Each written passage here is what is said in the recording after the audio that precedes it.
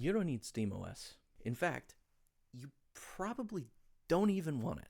I am so for neat. And I keep seeing people talk about, oh, once SteamOS releases, I'll finally be able to get rid of Windows. And it's gotten to the point where Linus Tech Tips has released a video titled The State of Linux Gaming, in which he just downloads the Steam Deck recovery image, installs it on a random APU desktop computer that he built, and then runs into like basic issues with like audio and stuff, and it's like, it's not ready. People seem to conflate Linux gaming and SteamOS. And while Valve has a lot to do with the state of Linux gaming currently and how far it's come, and the fact that it even exists in any capacity in the first place,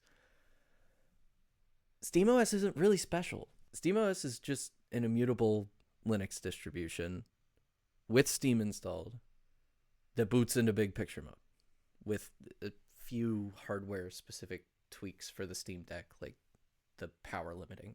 If you don't understand what an immutable distro is, it basically means that you have two versions of Linux installed on your computer at one time. Your computer boots into one, and then when an update happens, it updates the version you're not using. And then when you restart, it boots into the new version. If it fails to boot for whatever reason, or the update fails, or that version just breaks, it rolls you back to the old version. It makes it a lot harder to break via an update. It also will lock down system files so that you can't really change a whole lot at like a low level, which makes it a lot harder to break in that sense. Not impossible. You can do it, but it makes it a lot harder. Everything about SteamOS, again, with exception to like the power limiting specific stuff for the Steam Deck's APU, you can basically do with any Linux distribution and Steam. And I can't deny Valve's contribution to Linux and open source as a whole, because they do a lot of really cool things, and they've done a lot of really cool things. Proton, that's the reason 90% of games run on Linux in the first place. GameScope, which is a really awesome compositor that, a lot of people talk about, like, ooh, it helps performance and stuff like that. And while that might be true, I don't really know. What it really does, it gets rid of the jankiness of Windows full screen exclusive games. But you can just download GameScope. I mean, Proton is like built into Steam. Big Picture is built into Steam. Everything about the Steam Deck is kind of just built into Steam. They just needed something to put it on. And to be completely honest with you, odds are, if you have a desktop computer, you probably don't want SteamOS because it doesn't function the way you would want. I mean, think about it. You have a desktop computer that you use as a computer that you play games on. You boot it up and it boots up into Steam Big Picture mode.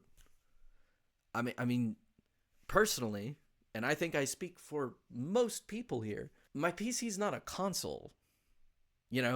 Like I do other things with my PC. Most people with a gaming PC nowadays have more than one monitor as well. So you're going to want to like have your game up and have like Discord on one monitor or something like that, or a YouTube video pulled up, or a podcast, or whatever you want. That already breaks the whole idea of SteamOS, because it's not going to boot into big picture mode if you got two monitors, because what's it going to do? Show the desktop on one monitor and big picture on the other? That would kind of defeat the purpose of big picture. So, if SteamOS is released just as an ISO that anyone can install for desktop PCs, it's likely not going to boot into big picture mode, which makes the point even more true. It's just an immutable Linux distro with Steam installed on it. So what's the point? They haven't really made any changes to KDE, which is the desktop environment they use. What's the point? Like, why do you need that? It's just Linux with Valve's name slapped on it, essentially. I'm dumbing things down a bit here. There's other stuff that goes on under the scenes for the Steam Deck specifically that just wouldn't carry over to desktop PCs. You don't need power limiting for a desktop PC because you don't want that. You're not running on a battery. Why would you want power limiting? Maybe on laptops, that might be cool. But then you got to think, Valve worked really closely with the Steam Deck's hardware. All of the power limiting stuff is specific to that APU. If they wanted to release these hardware power scaling features for desktops or just laptops, they would have to implement this support for every single generation and tier of mobile AMD graphics, whether that's an APU or a discrete mobile GPU. NVIDIA, I don't know if you know anything about Linux, but NVIDIA does not really love letting people mess with their stuff. So that's probably never going to happen. If you want a SteamOS-like desktop tailored experience, i.e., an immutable Linux distro that you can install Steam on, first one that comes to mind is Fedora Silverblue. Now that's the GNOME desktop. They do have a variant that runs KDE Plasma. It's called Fedora Kinoite. I don't know if that's how you pronounce it. Yeah, it's quite literally just Fedora Silverblue, but with KDE Plasma installed.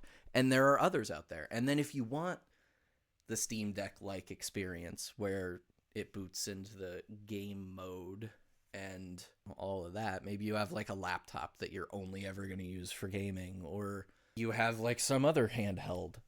Install Bazite. It's just SteamOS, just not officially made by Valve. Does all the same things, including the power limiting slider, if you have supported AMD APUs. And you might be thinking, but, you know, Valve is this huge company that is like single-handedly pushing forward Linux gaming, like as a whole. If I use some other random Linux distro, it's probably not going to live up to the level of polish that Valve holds all their products to. And you might be somewhat right there. But remember this. Linux is open source. Everything Valve is doing for Linux gaming and just for Linux is open source, if I'm correct. I don't know if SteamOS as a whole is open source, but Proton is open source. Gamescope is open source. That's SteamOS, essentially. Sorry, but it just is. It's not SteamOS, but it's like the bulk of what SteamOS does. Anyone can contribute to Proton. Anyone can fork. Look at Proton GE. It's a modified version of Proton for very specific game fixes and enhancements. The changes Valve makes to Linux gaming and to Linux will make their way into any other Linux distro. You know, if Valve were to release SteamOS for desktops that is meant to be used as a desktop OS, I have a hard time believing that they're going to settle for just stock KDE Plasma. What's either going to happen, you know, Valve holds everything they make to an insanely crazy standard. They're either going to fork a desktop environment and make it their own, or they're just going to make a desktop environment. And I don't see that happening. I would imagine they would just fork something like Plasma and make their changes to it. And Valve is pretty good about open source. You most likely would just be able to get that desktop environment the way you would get any other desktop environment. At the end of the day, it's just Linux. It's all the same thing under the hood with a different coat of paint on top. Most of the time. And to be completely honest with you, I don't think we're ever going to see SteamOS for desktop PCs because of all the things I just mentioned. One, it would take a lot of work to make your modifications to your desktop environment to make it hold up to Valve standards. And two, I'm sorry, I don't care what anyone says. Valve is not coming after Microsoft for like control over the desktop. That's not happening. That's never going to happen. Sorry. SteamOS is a means to an end for Valve, just like Linux is a means to an end for Valve. Proton only exists so that SteamOS 3 can exist, and that only exists so the Steam Deck can exist. If the Steam Deck and the previous Steam machines were not a thing that Valve were interested in, they would not have touched anything to do with Linux. The only reason they have put this much energy and this much effort into making gaming on Linux so good is so they can make money by selling a product. Let's be real.